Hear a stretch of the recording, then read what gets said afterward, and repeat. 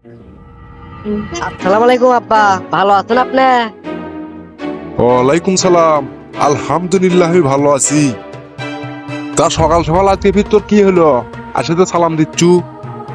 আব্বা আমার 5 লাখ টাকা লাগবে, R15 কিনবো।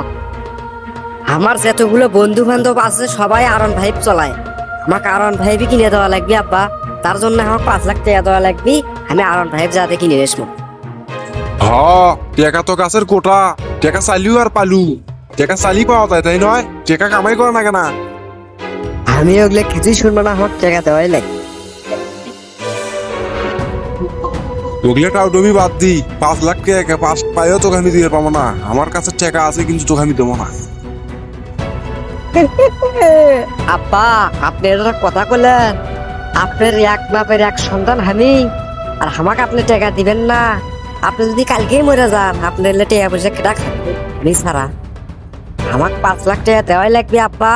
আমার বন্ধু বান্ধব যতগুলো আছে সবাই R15 চলায়, তাই আমি R15 কিনে স্কুলত যাম, না হলে আমি পড়াশোনা কি করবো না, সব বাদ দেন।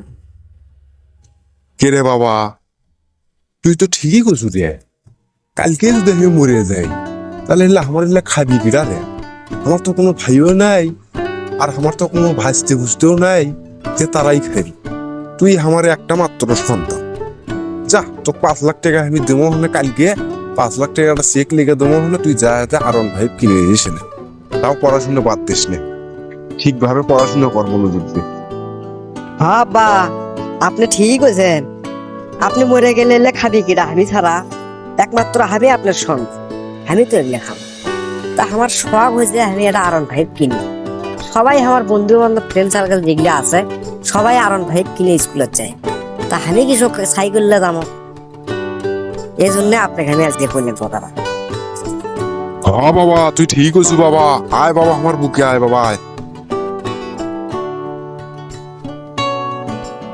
Lavitt Edda all time.